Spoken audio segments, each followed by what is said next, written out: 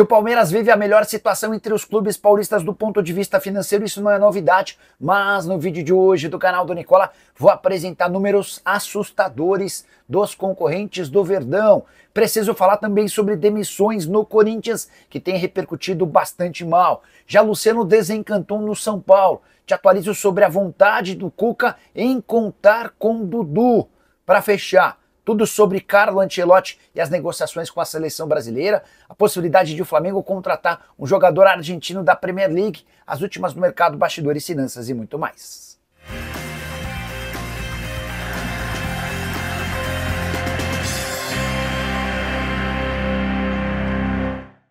Fala aí pessoal, sou Jorge Nicola, bem-vindos a mais um vídeo do canal, sempre bom ter vocês por aqui, sem perder tempo. Pedir para deixar like, se inscrever no canal e ativar as notificações. Bora começar esse vídeo contando que ele tem um oferecimento de Betano, a mais antiga parceira do canal do Nicola. Queria mostrar sugestões dessa quarta. Tô indo numa dupla com jogos da Champions League. Na Ásia e na Europa, preciso da vitória do Al Nassr contra o Kawasaki Frontale e da vitória do Barcelona contra a Inter de Milão. Se esses resultados acontecerem, meus R$100 se transformam em R$234. Na Betano também você pode apostar nos jogos da Copa do Brasil dessa noite. Para participar é simples, link no comentário fixo, clica, faz seu cadastro, preenche os dados, deposita qualquer valor e a partir daí você está habilitado a apostar, com a lembrança de que você precisa ter pelo menos 18 anos de idade e jogar com responsabilidade. Combinado? Bora começar o vídeo com aquele tradicional giro de notícias. Posso contar que existe uma esperança grande na Portuguesa de que a partida contra o Água Santa volte a ser transmitida pela Lusa TV, jogo marcado para o próximo domingo, fora de casa, terceira rodada da Série D. Já Memphis Depay não vai mesmo enfrentar o Novo Horizontino na noite dessa quarta em partida da Copa do Brasil. O jogador se recupera de uma pequena lesão, assim como Gustavo Henrique, o zagueiro, também está fora. Quero contar também que a CBF despistou sobre a camisa vermelha, que tem sido alvo de muita especulação.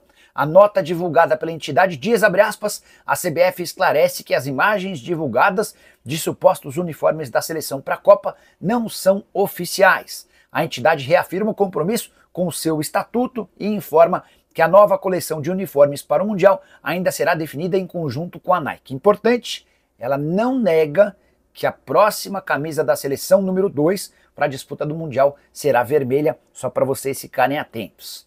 Bora contar também que Pedro Caixinha notificou a CBF por permitir que a entidade registrasse o técnico Kleber Xavier como novo comandante do Santos. Na teoria, isso não poderia ter acontecido porque o Caixinha ainda cobra uma multa de R$16 milhões pela rescisão do seu contrato com o Peixe. Prazo para pagamento era de 10 dias e o Santos tenta fazer essa quitação em 3 anos. Importante lembrar ainda que o Caixinha não assinou a rescisão do seu contrato com o Peixe.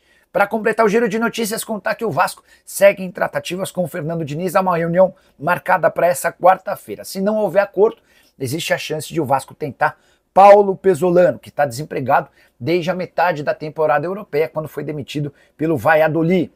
A saideira do giro de notícias. Fluminense venceu a Aparecidense por apenas 1-0 no Maracanã. E a péssima notícia para o torcedor do Flu foi a lesão do Cano, que saiu sentindo o joelho após uma dividida. Já Hulk ultrapassou o Neymar e se tornou o jogador brasileiro em atividade com mais gols no planeta. São 443 gols contra 442 do Neymar. Importante lembrar que o Galo empatou com o Maringá fora de casa em 2-2. Bora te explicar tudo sobre Carlo Ancelotti e seleção brasileira. Foi o primeiro a cravar no domingo que existia um acerto verbal entre o técnico italiano e a CBF. Nessa terça-feira, uma bomba divulgada pela imprensa europeia. Carlo Ancelotti e CBF teriam desistido do acordo.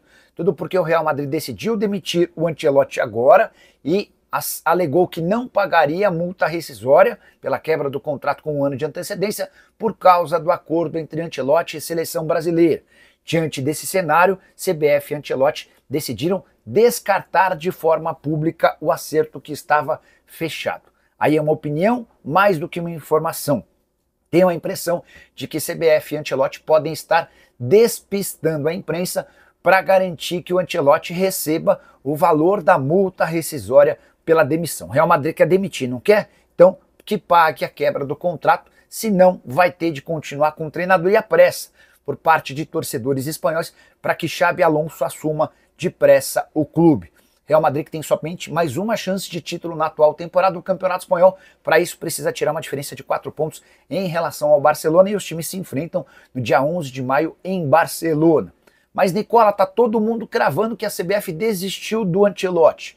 Vale a lembrança de que o presidente da entidade, o Edinaldo Rodrigues, é apaixonado pelo treinador italiano e vinha colocando ele como plano A, B, C, D, E, F. Somente a partir daí apareceria o Jorge Jesus. Acho que a gente precisa esperar cenas dos próximos capítulos. Só para completar, importante lembrar também que, de acordo com o jornal Marca, o Ancelotti recebeu uma oferta para trabalhar na Arábia Saudita, com salários na casa dos 26 milhões de reais mensais. Enfim, verdadeiro caos em meio à busca da seleção brasileira por um novo treinador.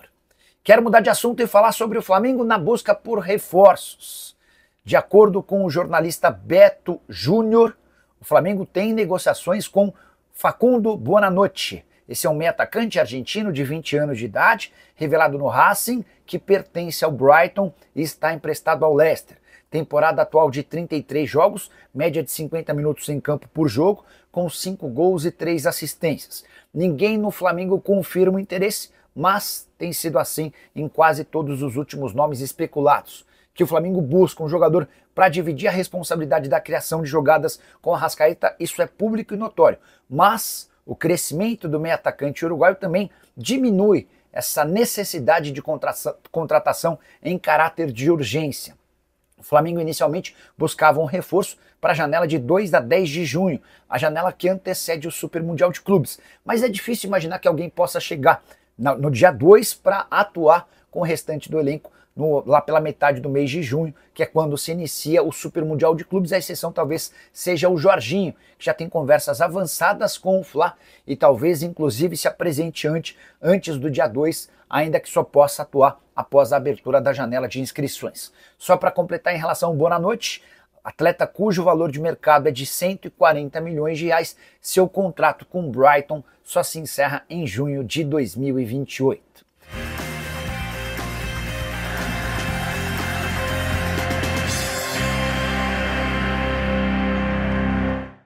Hora de falar sobre Dudu. Você sabia que o técnico do Galo, o Cuca, adora o atacante do Cruzeiro? A relação entre eles é muito boa. Vou dizer até que não há nenhum técnico em atividade no futebol brasileiro com uma proximidade, com uma amizade tão grande com o Dudu quanto o Cuca. No ano passado, enquanto o Dudu era jogador do Palmeiras e o Cuca treinava o Atlético Paranaense, o Dudu chegou a fazer uma confidência de que estava muito chateado no Palmeiras por ter sido barrado na festa do título do Campeonato Paulista. A partir daí, o Cuca moveu barreiras para tentar a contratação do Dudu no Atlético Paranaense. A coisa não foi adiante por conta do aspecto financeiro. Quero contar ainda que, até esse momento, toda a especulação envolvendo o Dudu e o Galo não passa de um movimento de torcedores atleticanos. Não há nada nesse momento por parte da diretoria do Galo em relação a qualquer negociação. Mas eu posso assegurar que o Cuca adoraria trabalhar com o atacante. Vai acontecer? Duvido.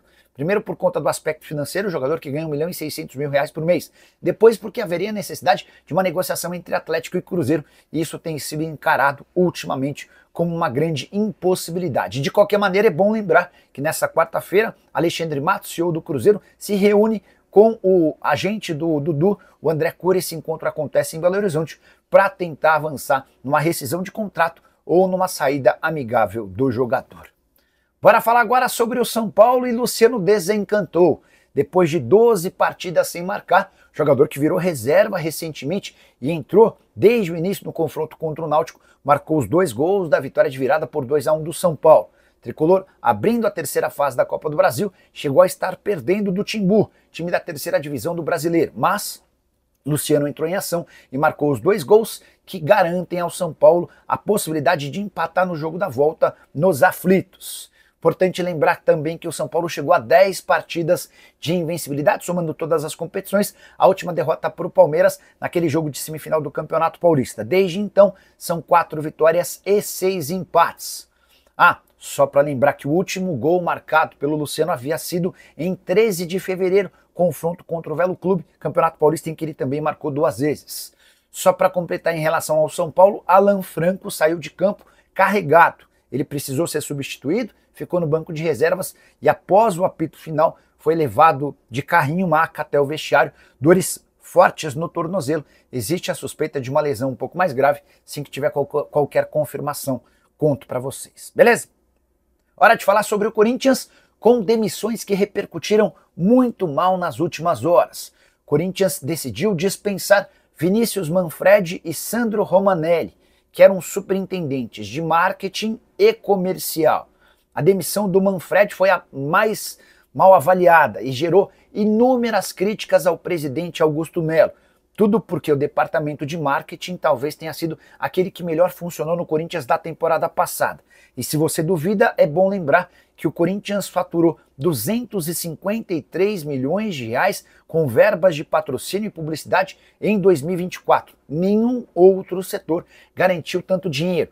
Venda de jogadores, direitos de transmissão, nada foi capaz de gerar tanta receita quanto o departamento de marketing que foi liderado pelo Manfredi. Aí vocês perguntam, mas então por que o Corinthians demitiu esse superintendente? A justificativa foi corte de gastos, mas a grande verdade é que a política novamente se fez valer.